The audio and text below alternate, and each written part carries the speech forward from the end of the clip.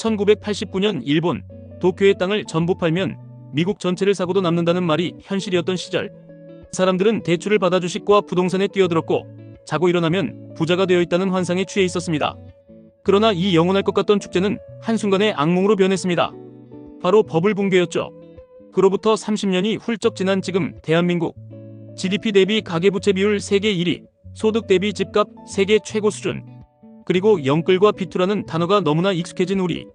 혹시 우리는 30년 전 일본이 걸었던 그 길을 그대로 따라 걷고 있는 것은 아닐까요? 이것은 단순한 과거의 이야기가 아닌 바로 우리 세대의 미래가 걸린 문제입니다.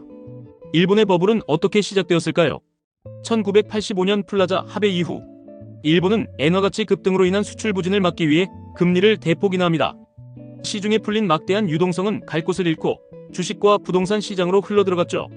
당시 일본의 기업과 개인들은 은행에서 묻지도 따지지도 않고 돈을 빌릴 수 있었습니다. 담보가치가 계속 오르니 은행도 개인도 빚에 대한 두려움이 없었죠.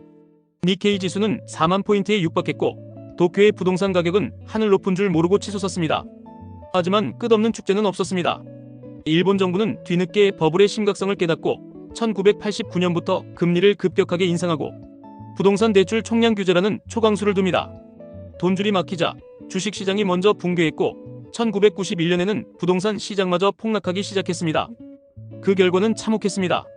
영끌에서 집을 샀던 사람들은 자산가치 폭락과 대출 이자라는 이중고에 시달리며 좀비가 되었습니다. 기업들은 무리한 투자로 인한 부실 채권의 늪에 빠졌고 은행들은 문을 닫기 시작했습니다. 일본 경제는 이후 30년간 장기 침체의 터널에 갇히게 됩니다. 이것이 바로 잃어버린 30년의 시작이었습니다. 이제 시선을 2025년 대한민국으로 돌려보겠습니다. 일본의 과거와 놀랍도록 닮아있는 모습에 소름이 돋을 정도입니다. 저금리 기조가 장기화되면서 막대한 유동성이 부동산과 주식시장으로 쏠렸습니다. 지금 아니면 평생 집을 못 산다는 불안감에 2030 세대는 소득의 대부분을 빚으로 충당하는 영혼까지 끌어모은 대출을 감행했습니다. 그 결과 한국의 GDP 대비 가계부채 비율은 100%를 훌쩍 넘어 세계 1위를 기록했고 소득 대비 집값 비율은 서울 기준 20배를 넘어서며 세계 주요 도시 중 최상위권을 차지했습니다. 일본 버블 정점 시기에 도쿄와 맞먹는 수준입니다. 하지만 영원한 저금리는 없었습니다. 인플레이션을 잡기 위한 급격한 금리 인상이 시작되자 영끌족과 비투족은 일본의 버블 붕괴 당시와 똑같은 상황에 직면했습니다.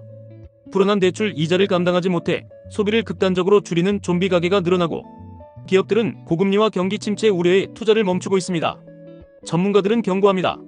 일본은 버블 붕괴 당시 가계부채 비율이 GDP 대비 70% 수준이었지만 한국은 이미 100%를 넘었다는 점, 그리고 일본은 기업 부채가 문제의 핵심이었지만 한국은 가계부채가 뇌관이라는 점에서 그 충격이 더 클 수 있다는 것입니다.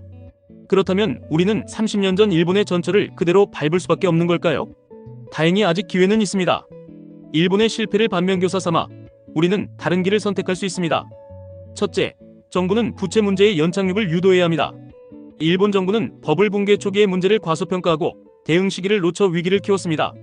우리는 한계에 다다른 가계와 기업에 대한 선별적인 채무 조정 프로그램을 가동하고 부동산 시장의 급격한 경착륙을 막기 위한 세밀한 정책 조율이 필요합니다.